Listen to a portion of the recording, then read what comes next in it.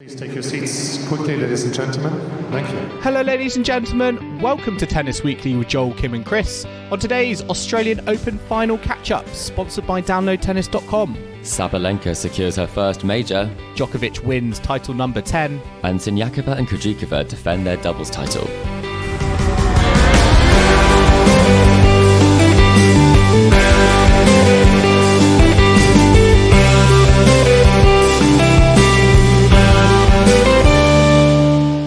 Chris, today is the 29th of January and we are here to catch up on the Australian Open finals at Tennis Weekly HQ. We have our male and female singles champions Novak Djokovic and Aryna Sabalenka. Some cracking finals. We've got the doubles as well to talk about. And I'm also going to be revealing our collect a set winner.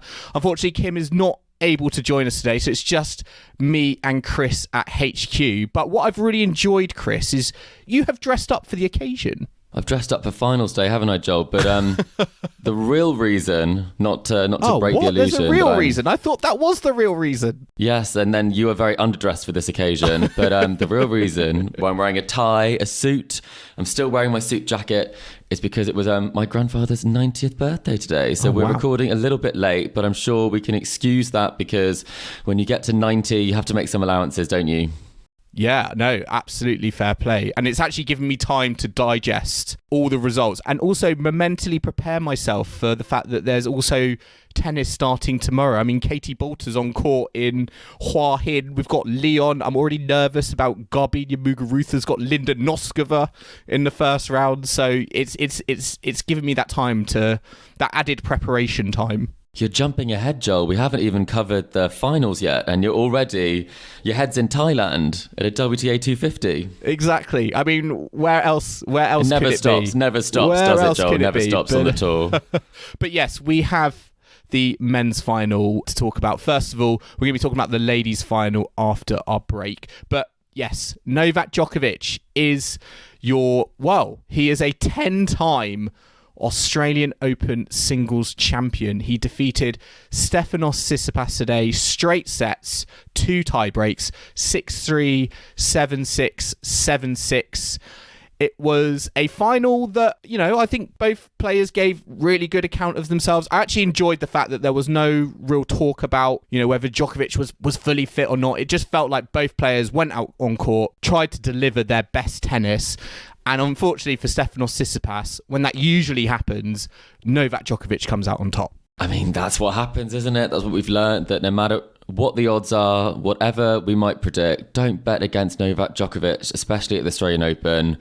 I mean, whatever context we talk about and we see all the commentators speak about, potentially there's a chance. I gave Tsitsipas the edge when asked for a prediction. I thought I was looking good midway through that second set for a Djokovic 4-set victory when, Tsitsipas had set point. Yes, set point. His only break point, I think, in that set. Turned out to be a set point, and then he got a break up at the start of the third. I thought maybe his belief is still there. But I think we've learnt that, it's Djokovic the first set and the first couple of sets are a great indicator as to whether he's gonna do it. And when it came to 2 sets to love up, I think you put on the group that there's only one player that's done it who's come back from that situation. I know, great stat. I didn't realise this, but the only player to have defeated Novak Djokovic from 2 sets down in a Grand Slam, I'm sure our listeners are shouting out right now, Jürgen Melzer. What a name. What a blast from the past. But it was, it was obviously going to be a very, very tall order the more it went on. And actually, to be honest, I was actually impressed with how much Stefanos Tsitsipas stuck to the job at hand and didn't really kind of falter, and he really made Djokovic work to the very end, even in that tie break. Djokovic I think was 5-love up in the third set tie break, and Tsitsipas really did claw it back and actually made it more interesting than I think a lot of people, including myself, thinking this was just going to be a 7-1 7-2 job. But I mean, how did you feel like it started, for Djokovic and Tsitsipas? Because in terms of kind of tactics, what did you feel like Djokovic was doing that, was able to eventually get him to his 10th Australian Open title against Tsitsipas? I think the first set was almost the perfect example of what the difference is between the two players.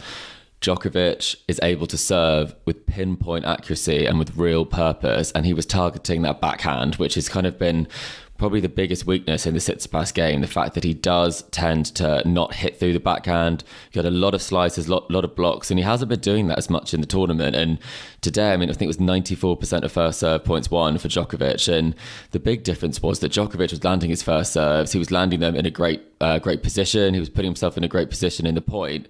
And Tsitsipas, his first serve percentage was too low. I think it was somewhere around 60%. He wasn't winning as many of them as obviously he was kind of in the rest of the tournament, because you're playing against one of the greatest returners the game has ever seen. And it kind of just exemplified the difference between them. And it showed kind of the weakness in Tsitsipas' game. He's got a fantastic forehand. When he's in the rally, he can do really well. But it's those clutch moments and that return of serve on his backhand that I think really did cost him that early break, and then was the difference kind of ongoing. I think even in those clutch moments in later sets, it's kind of a bit of an ongoing issue, that one.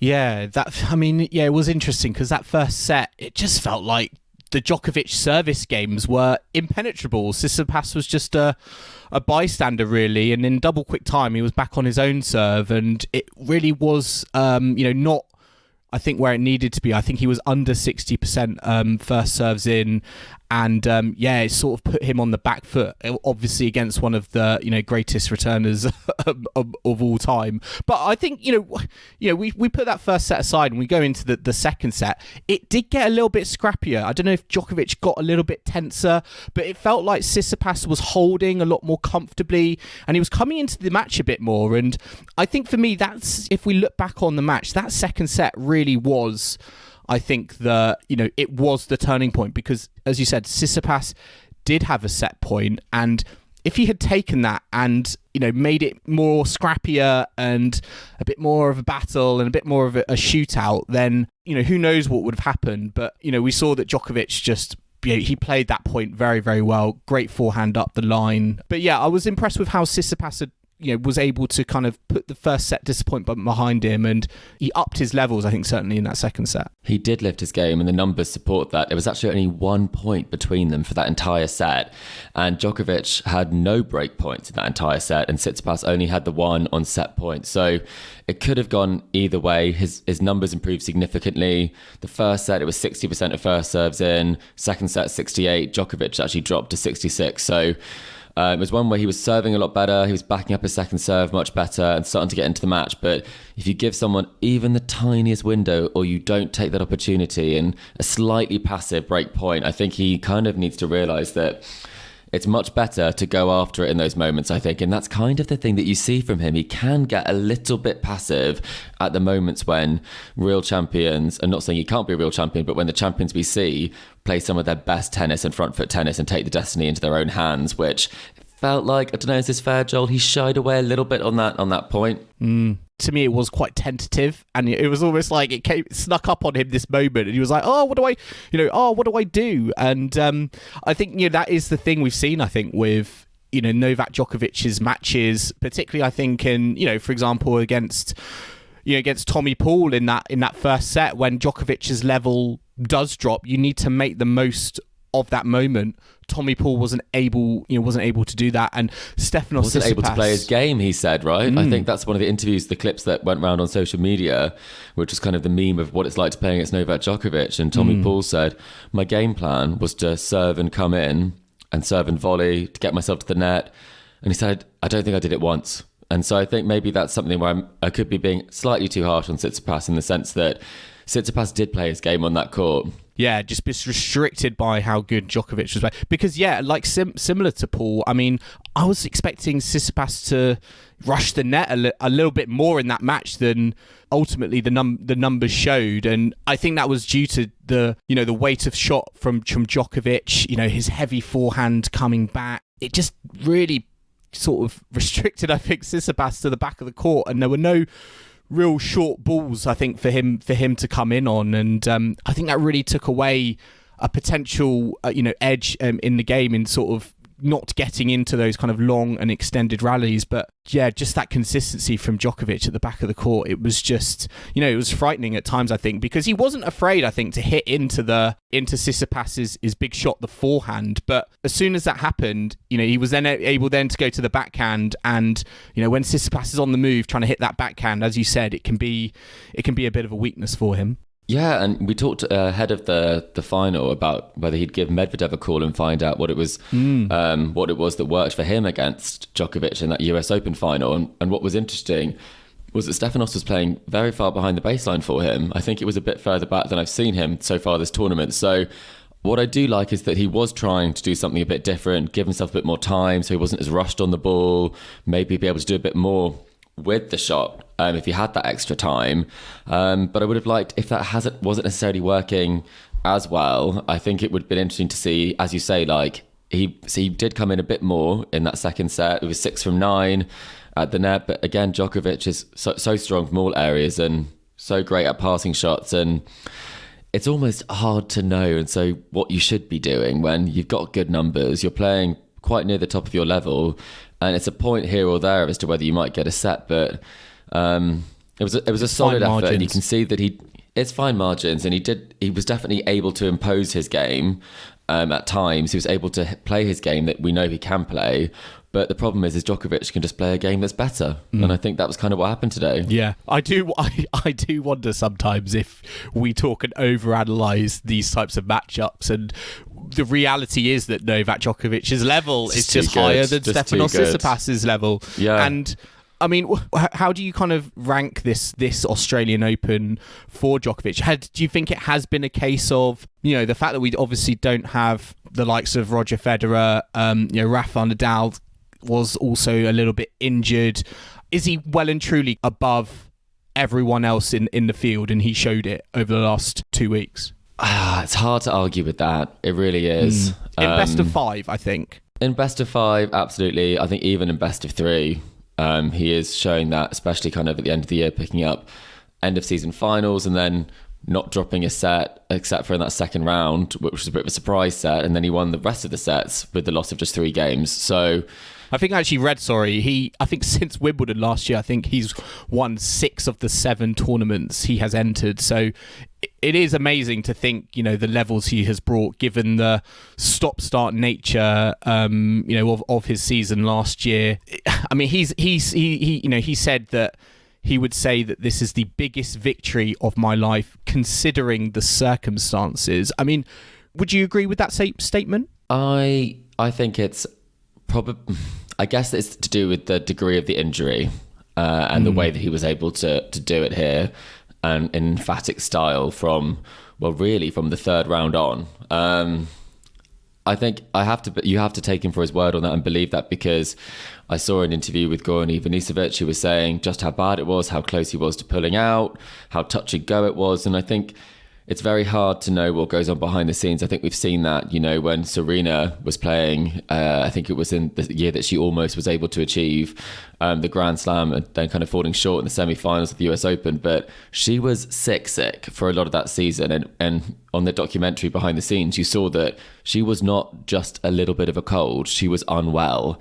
But then if you looked at her performance on the court, she was able to really bring her level up and play like she wasn't sick. And so I think physical injuries are different to kind of something that's autoimmune potentially, or something that's more immune system based. I do think he did look like he was in pain at certain times, but then I don't think necessarily that the way that he improved led me to believe that the injury could be as severe. So I think for him, it sounds like the experience was very much that he did not think this would be possible. But from an outside perspective, we can only go on what we see, really. And it looked like it was Djokovic at the top of his game. And I actually wonder, did that leg injury, or whatever we want to call it, did that actually help him? Because I think you raised it on an earlier episode, and I think Goran Ivanisevic talked about it, was the fact that he was going bigger on his forehand because he wasn't as certain about getting embroiled in really long extended rallies from the baseline. And for me, that has been one of the shots that has really propelled him to the trophy, has been how not just how accurate his forehand has been, but the power that he gets behind it. But at the same time, it just doesn't feel like a risky shot. It feels very, very safe, but it just is very, very awkward for all the opponents he's come up against. They've just come, I feel, completely unstuck by it. I think they're potentially a bit surprised by the fact that he has gone for a bit more at times. I think there's something that's been a bit interesting seeing some of the players where maybe they'd have thought they'd have had a few more longer points. He is actually winning an awful lot of the points when they are shorter. And I think, as you say, that's definitely a tactic. In kind of the 0-3 shots, he definitely was pulling through against Tsitsipas, against all of his opponents. And I think it comes down to the fact that his serve has been a massive help throughout the tournament, especially if you are struggling moving out to that forehand side, which you could see he visibly was. He was not comfortable going that way. And I think in order to kind of prevent the fact if he were to get pulled out to that forehand, he is hitting a bit bigger to try and prevent that from happening and kind of preventing the injury from getting worse. And maybe that was the difference in terms of buying that time for recovery, less time on court. And then I think it's enabled him to play himself into the tournament by not exhausting himself or kind of further aggravating an injury. I do quite like the aggressive Djokovic. I think it's something which it's always a fine balance when you watch tennis players play in terms of how aggressive should you be? How aggressive do you need to be? And I think the backhand we always know is absolutely devastating. But I think seeing the forehand and how many winners he's been hitting off that, I think we'd all have said that maybe he had probably the best backhand on the tour. And then you look at it and you think, well, does he have the best forehand and maybe one of the best serves, which are things that you wouldn't normally have said. The whole game you would have said was better. So I think he's actually just shown even more strength and even more sort of like feathers in his cap, because I think it's, again, we do use the phrase scary. His movement, his forehand, his backhand, his volleying, there just isn't a weakness there. And I think maybe, as you said, he's just a bit too good. And he is now on 22 Grand Slam titles, equal with Rafael Nadal. Next Grand Slam is the French Open. Even Tsitsipas said he's looking forward to like the battle. He hopes they're going to both be super healthy, in his words. What does this result mean in terms of all-time number of Grand Slam titles? The fact that they're equal, the fact that Rafa, there's more question marks over Rafa obviously than Djokovic at the moment, who's got all the momentum, but at the same time we are now going to be going from Novak Djokovic's backyard, Rod Laver Arena, to Philippe Chatrier, which is Rafael Nadal's second home. I think Djokovic on clay has always been something that I haven't quite understood, because it should be as good a surface as kind of some of the other surfaces out there. I think it's always been a bit confusing to me, some of the losses he's had on clay and some of the slightly earlier rounds he's lost in Paris. So I think it'll be interesting to see if he is able to kind of have a really good clay season. Again, I think the point you've made around where does this stand in terms of the greatest of all time debate, I think we have to be a bit of a realist here. I think there are different GOATs for different situations. I think what each one has achieved individually is phenomenal for different reasons. I think Nadal last year was one of the ultimate comeback stories of all time. I think that was exceptional, almost impossible to be believed, especially given kind of the physical ailments he had at the time. I think with Djokovic, the Grand Slam number is definitely lower at this stage because of the fact he wasn't competing in tournaments last year and Grand Slams last year, where based on the form book, he would have picked up 2 more Grand Slams. So I think we have to kind of take that 22 and we expect it to get higher, and it would have been higher. And I think that lends itself to the fact that Djokovic is now the world number 1 again. And it kind of, we talk about that in the sense that Alcaraz's time as number 1, obviously he's been unable to play the Australian Open and compete on the tour for a while now. But seeing Djokovic play like this and seeing the results he's put together since he has kind of rejoined the tour, there is no doubt in my mind he would have won the US Open short of disqualification, and that Alcaraz wouldn't be a Slam champion at this stage. So it is a strange one when you look at it, because it's felt like for a while that if Djokovic is playing tennis, he is the world number 1 in the back end of last year. Yeah, I agree. In the terms of the tennis on the court. No, I agree. As you said, the now that Novak Djokovic is the official world number one. It does feel right, and it does feel like he is now the, he still was before, but he's got I think the ranking to back it up, like the ultimate boss, if you will. I mean, just on Carlos Alcaraz, there was a nice message he put on his social media to congratulate Djokovic. How would you sum up Alcaraz's time at number one? I expect him to reach back at the top at some point in the future, but how would you just quickly kind of sum up Alcaraz's time there before Djokovic has taken over? He's definitely shown everyone that you can achieve at a younger age than I think the people were saying. People said you had to grow into your body, grow into your physicality, and that things were different now. And I think so. The fact that he has done that at such a young age and shown composure in such kind of intense circumstances and come through and won a Grand Slam title, I think beating the best of the rest, I think is still very impressive. And many players who have been around the tour longer haven't done that. So I think he's been the story that tennis needed, but it's just a shame that circumstance in a circumstance where we have a little bit of an asterisk around some of those results. But he has beaten both Djokovic and Nadal in the last year when they were fit. So he's definitely well worthy of kind of a top 2 ranking. My question would be, with Nadal winning the first 2 slams of the year and then, making it to the semi-finals at Wimbledon before he had to pull out, those 2 slam wins, I think, from the ranking system side of things, should put him above someone with 1 slam. But obviously Alcaraz played an awful lot more. So really, I think it probably should never have happened, if that makes sense.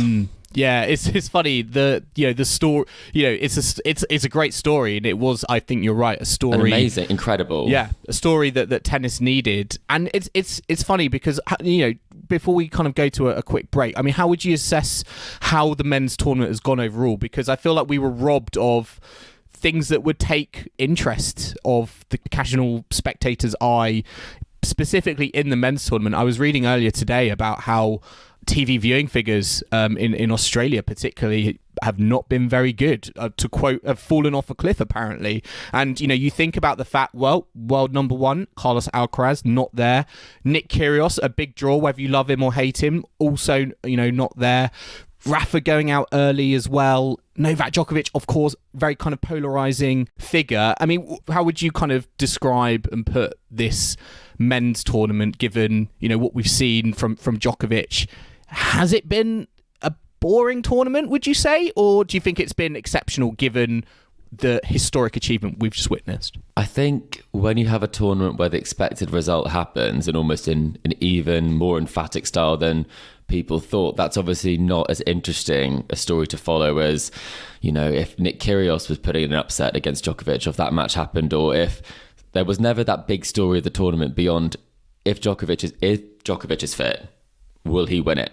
If he's not fit, it's that was literally that was literally the every day, I think, of the first week, especially. That was the question, wasn't it? That was the headline. And then if we're not talking about that, we're talking about his family. And then if we're talking about this, we're lots of eye rolling about last year. And it's, so I think from the men's side, I think it's the Tsitsipas story. We've got another maybe story. And obviously the number 10, I think it's kind of the significance of 10 is lost on a lot of people because it's almost more of the same. And I think people got a bit like that with some of the Williams sisters at times, that when they were winning so many things, people got a bit tired of that in some ways, which I think just makes wait and tune in till the final or something. Yeah, and it's at the time, I think we don't necessarily always appreciate just how incredible something is when we're watching it. And this is obviously incredible. And I think it is something to be celebrated. But I think it didn't quite have the fireworks, this men's tournament. As an Andy Murray fan, I think, again, a lot of people talking about, well, match of the men's tournament was Andy Murray versus Thanasi Kokkinakis. And just generally, I think Andy Murray's run in the tournament was perhaps, up there in terms of one of the big stories. But yeah, I think there was a question of, were there that many more stories beyond the Novak Djokovic story, which for some people probably got old quite quickly. And yeah, it's an incredible achievement, but hearing that over the course of 2 weeks, you maybe would have liked to hear a few more stories. Or a challenge, Joel, don't you think? someone take him to 5 or... Exactly. Well, I will say this, and perhaps we should end on this. I can see in tennis pub quizzes in the future a question of who was the only person to take a set off Novak Djokovic at the 2023 Australian Open. And do you know the answer? I do know the answer, but I'm going to give you the pleasure of saying it because I'm not sure I will know how to. Chris, that's not how it works. The way it works is you tell me the answer so I don't have to say it. Okay. Kucord. Yeah. Enzo I thought it was Kucord. Quackord? Kim, wherever you are. Yeah, Kim, please correct SOS us. Kim, SOS Kim. But yes, SOS, exactly. we need you. Exactly. So I think he's got a nice little story to go home with. But that cheeky set he took in round 2. Exactly. So on that note, we're going to take a quick break now, but join us in the second half where we're going to be looking at the ladies singles final. So do not go anywhere.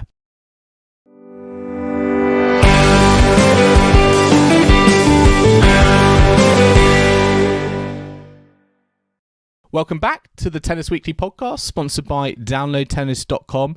And now we are going to move on to the ladies singles final. Aryna Sabalenka breaking her slam duck in Melbourne, defeating Rybakina in 3 sets. Really high quality, entertaining match. 4-6, 6-3, 6-4. Sabalenka now 11-0 for the season and 22-1 in sets. It was a fantastic spectacle. And yeah, Chris, what did you make of this? Because Sabalenka, for me, it's all been like in her head in terms of, can she keep her emotions in check? If she can, she has got the game to win a Grand Slam. And in Australia, she's proven it. Yeah, undoubtedly she has the game.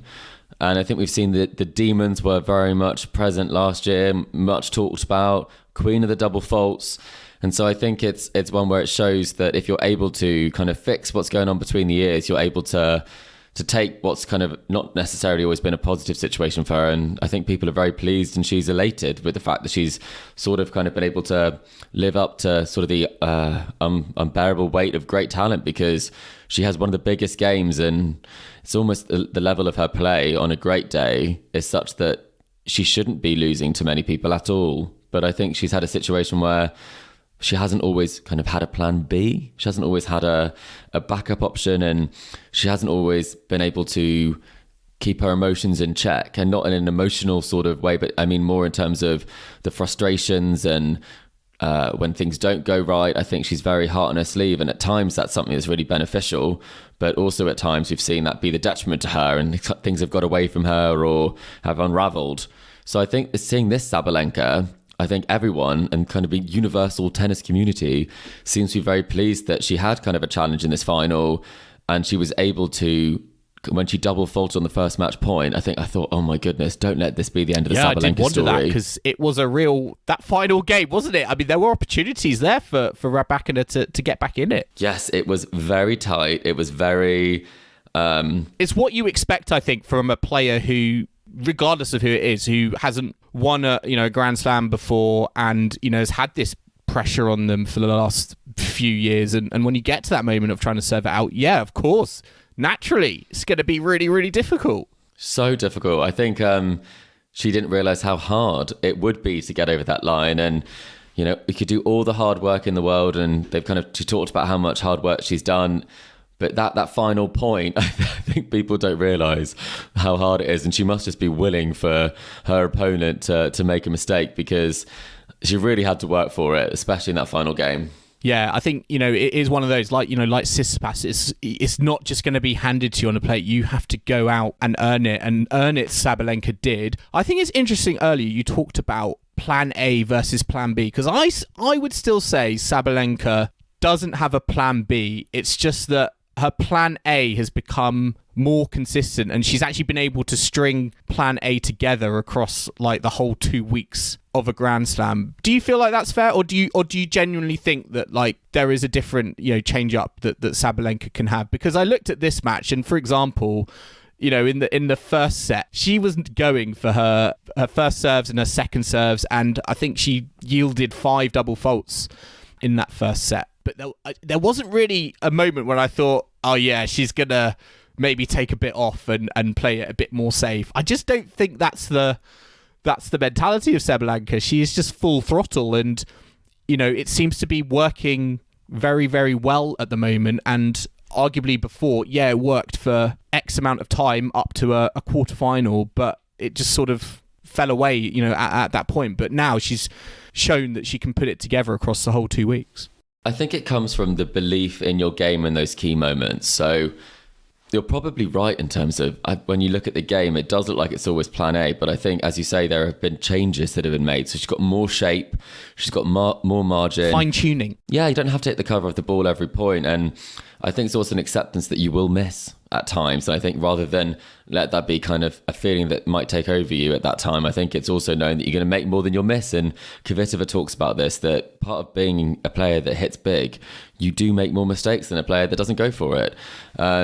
And I think when it kind of has rained, it's kind of poured for Sabalenka in some of those matches. And I think what's particularly interesting is that she's able to now, with her game, ride out those storms. So maybe it's not a case that the plan B is, I think it maybe went from plan A to plan Z almost, I think, previously. And now it's more of a case that plan A will come back, as in it will work. But I think sometimes you can't be perfect, and perfect tennis doesn't exist. And I think maybe it's kind of an acceptance in that area, and having a serve that works, that has got to be the most comforting thing to her, because when you don't, you have to work so hard for every point. Like when she was doing underarm serves last year and then still kind of making it past, I think it was Rebecca Peterson in that match. And I was watching that and I thought, she's got the determination, she's got everything.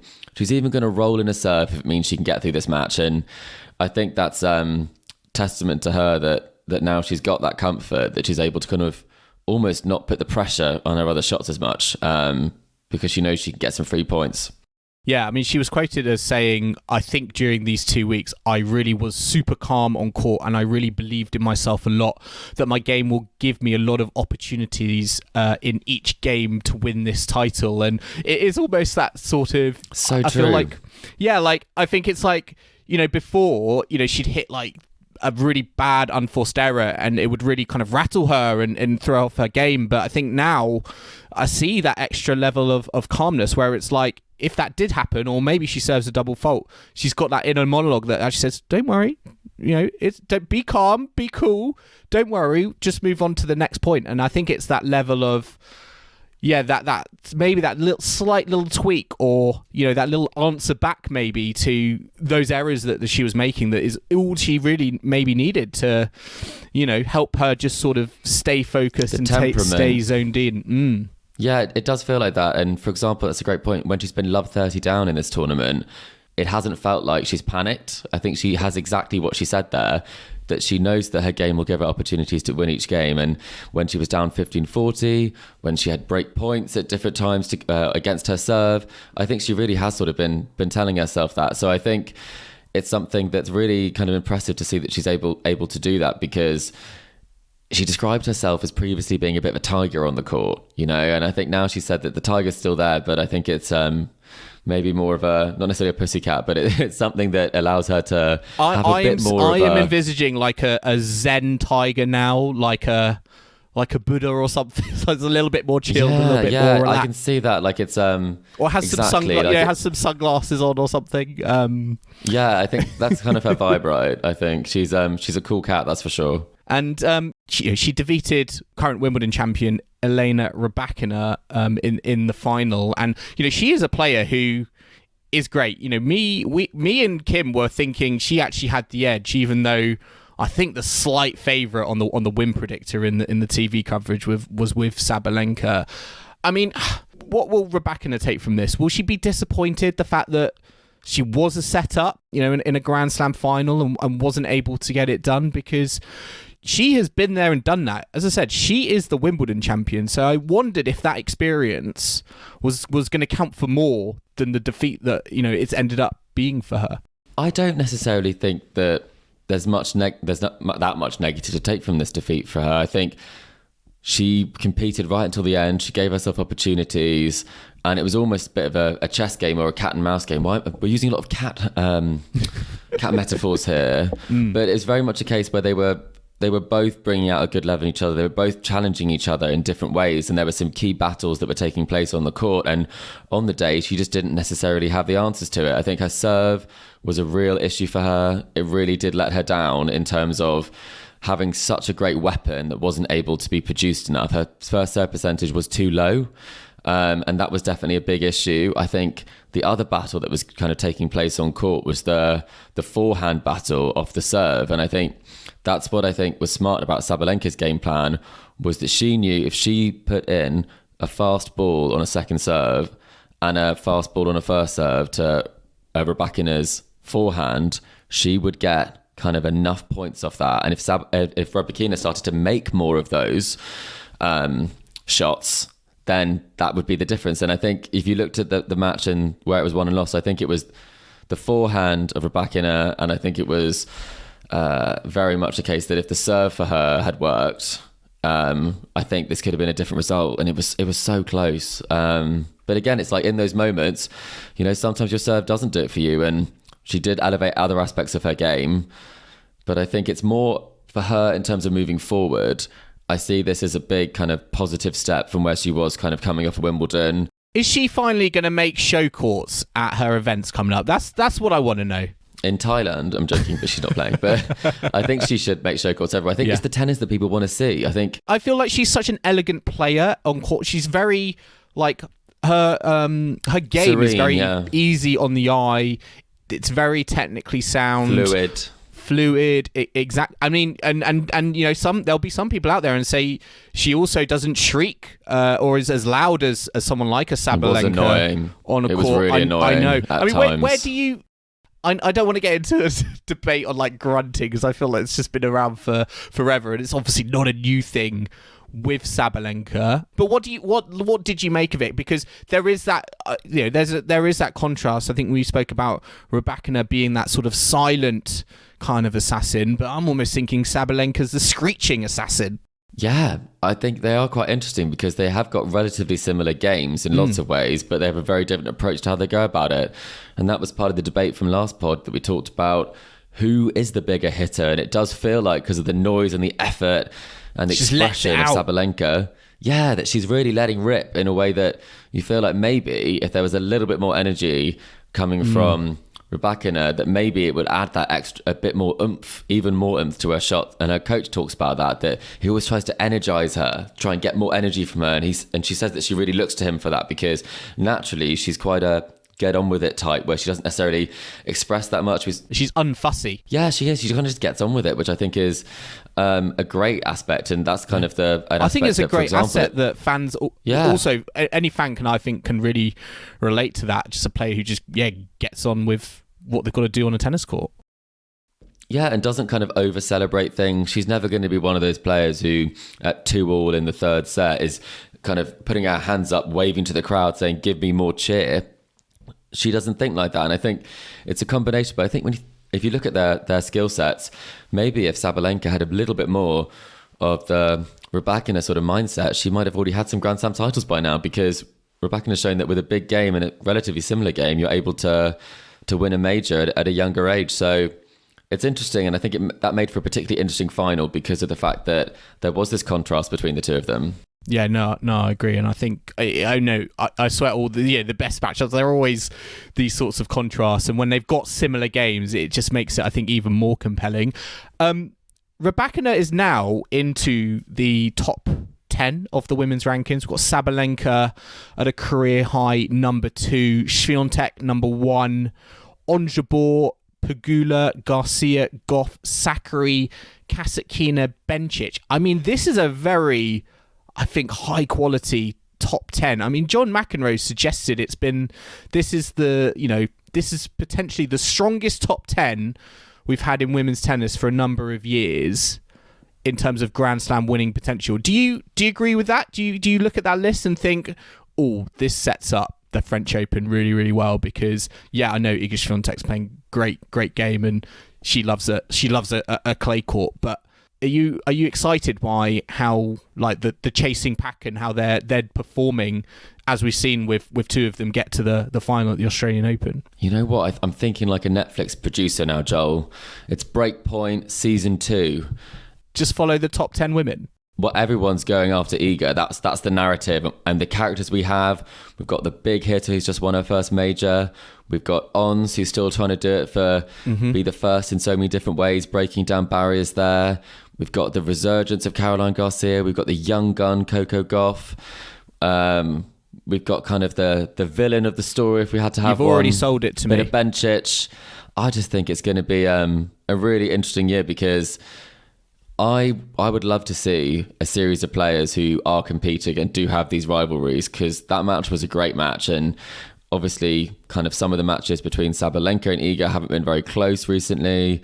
Rybakina has kind of had the better of Iga a few times now, and I think we just want to see some great tennis, and where we had that sort of phase where the same players would reach the semi-finals and the level was super high, when it was like Sharapova, Azarenka, Serena, they were kind of Kerber, these players were facing off, and Wozniacki at the time, and Wozniacki, like, it was a bit of consistency. So I would love to see this season a bit more consistency from everybody who's in that top 10 to kind of really show that they aren't just there because everyone else is kind of all of there or thereabouts. But I think it's going to be an interesting year. And I think when you look at our predictions for the year as to who's going to be world number one, I was going to ask you, Joel, do you still think, based on this performance, that Iga will still have that like you thought at the start of the year? I still think so. I know that she's got a lot of points to defend, and there are players in that chasing pack who will hope that maybe that added pressure that Swiatek didn't feel last season, has pulls a weight on her. And I think we saw at the United Cup that there are, crying, I can't remember which tie it was, but there is a little bit of a vulnerability there. And yeah, she's fantastic, and she's rightfully the world number one, and she's streets ahead. But I think there's only to maintain that gap, I think, is going to be, for me, very, very impressive. It is a very big gap, and I certainly think it's almost like in Tour de France analogy, it's, you've got Iga Swiatek way out in front and the peloton, and she's in the breakaway, is she? Yeah, she's in the breakaway, and the peloton, the speed of the peloton by all being together just will, I think, naturally kind of catch up. So it's going to be fascinating to see. Joel, but are you still predicting think a bunch sprint versus the breakaway to see what will happen? At the finish at the WTA finals as well. Well, we shall see. I mean, we did have some doubles. We've got some doubles matches as well to talk about. Surprise, surprise, Chris. Krejcikova and Siniakova, they have defended their title in Melbourne. They beat the Japanese duo of Aoyama and Shibahara 6-4, 6-3. I mean, they're just on a warpath at the moment, aren't they? At each Grand Slam, I just feel like they're always there or thereabouts, and are just dominating the ladies' doubles scene. Oh, it's so impressive. I think I was looking at some of the stats for them, and they did not play, I think, one Grand Slam last year, which was the French Open, whilst I think Krejcikova was kind of unable to play that one. I think, did she test positive or something, or was she injured? Yeah, I can't remember. I think maybe she was defending. Was she defending last year, and then she pulled out injured from her singles, so they didn't play the doubles or something like that. But they of tournaments they've played in Grand Slams, they actually went 18-0 last year, winning 3 Grand Slams. So this is the 4th consecutive they played together, obviously apart from that French Open. So I think that is genuinely very impressive. I think it's great to see that they're able to kind of do it so consistently.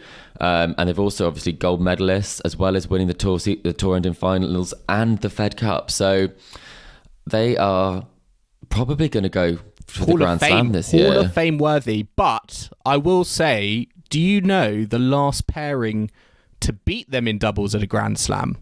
Who is it? It's obviously my favourite. Goatnet, Lynette and Bernarda Pera at the US Open in 2021. Yes. So Goodness. Lynette, that is some force trivia to be reckoned with on the singles and on the doubles court. You had to get Goatnet in there this week. Yes, I know. I had to the final episode. Yeah, exactly. Had to find a way. And we also had Rinky Hijikata and Jason Kubler, another Australian Open wildcard pairing, winning the men's doubles. They defeated Hugo Nice and Jan Zielinski in straight sets. to capture their first Grand Slam title. Chris, what is it about Australian Open doubles wildcards? Because we had Kokkinakis and Kyrgios last year. Now we've got Hijikata and Kubler this year. I don't know what it is. I think there's something in the water down there. I think the vibe must be great because the support is obviously the thing that makes a difference for these guys. And I'm probably inspired by the story last year of Kyrgios and Kokkinakis, that if you're out there playing kind of tennis with one of your best friends and enjoying it, I think that's kind of underrated in doubles. I think obviously there's a lot of technical elements to it and you've got to make sure you're able to do all of those aspects of things, but nothing beats great chemistry on court, and it seems like the Aussies have some fantastic chemistry with each other and really enjoy and relish the opportunity to play in front of a home crowd. But I mean, who saw this one coming? I think it probably hasn't got the media attention it kind of would have got if it hadn't have happened last year for Kokkinakis and Kyrgios, but still, I mean, super impressive. But what happened to all the top seeds this tournament? I feel like they bowed out early. Unfortunate for Joe Salisbury, no Neil Skupski. Yeah, it was a very good win for them. We also had Alfie Hewitt, Britain's Alfie Hewitt, win his first Melbourne singles title in the wheelchair singles against Takita Oda. So very well done to him. And also a very well done to our collector set winner for the Australian Open 2023. We had 4 people get 2 correct picks, including Kim. And did Kim win? No, she did not win the tiebreaker that we set, which was... Thank goodness. I know, we would have heard the last of it. For us, Joel, yeah, we wouldn't have. But our tiebreaker question was, how many games will the loser of the men's final win? And the correct answer was 15, which Laura Busby got spot on. So they will be getting a Tennis Weekly mug sent to them. I mean, what a prize, what a way to start the year. Very impressive. I feel like that was a particularly difficult final to call in terms of, would it be, a Djokovic whitewash or would it be a 5-setter? So well done to Laura. That is an impressive feat. Chris, we do need to decide this. Maybe we decide on a future episode, but we do have, thanks to Kim and Kim's dad, we have the Slam, what I'm tentatively calling the Slam Spoons of Shame, which is like the wooden spoon for like the person who did the poorest. And we both got 0 correct on collector set. So I feel like we need a tiebreaker at some point to settle. Wow, Joel, to settle I'm going to make a case here. Okay. I think that you should get the spoon of shame. And I know that I sound like slightly biased in that, but I did remember that for the preview of the year prior to draws being made, I did actually go for Sabalenka and Djokovic to win the AO. Oh, okay. So maybe I've got you think that lets you off the hook? There. To be honest, I think maybe we should both take a spoon of shame and and try to get rid of it next time. Maybe we combine and we take options so that Kim is we've got to be Kim strategic. versus us. Yes, exactly. Yes, maybe that's it. I'll accept my spoon of shame about it. Yes, exactly. Exactly. Listeners, I hope you've enjoyed our Australian Open final round by round catch up. I hope you've enjoyed listening to our coverage over the last couple of weeks. Remember to subscribe to us to stay up to date on all the action to come from the ATP and WTA tours. Tennis never sleeps, and I think we're in Lyon and Hua Hin from tomorrow on the WTA tours. We're on Apple Podcasts, Spotify, and all major podcasting platforms out there. And if you'd like what you're hearing, then make sure to leave us a rating and comment on Apple Podcasts or Spotify. You can also follow us on social media or email the show. We are on Facebook, Instagram, and Twitter at Tennis Weekly Pod. And you can email the show at tennisweeklypod@gmail.com or check out our website at tennisweekly.co.uk. And we are going to be back soon at Tennis Weekly HQ. We're going to have a little bit of a rest now after these couple of weeks. But I hope you can join us down the road for another episode from Tennis Weekly HQ. But in the meantime, it's goodbye from Chris. Goodbye. And it's goodbye from me. We'll see you again soon.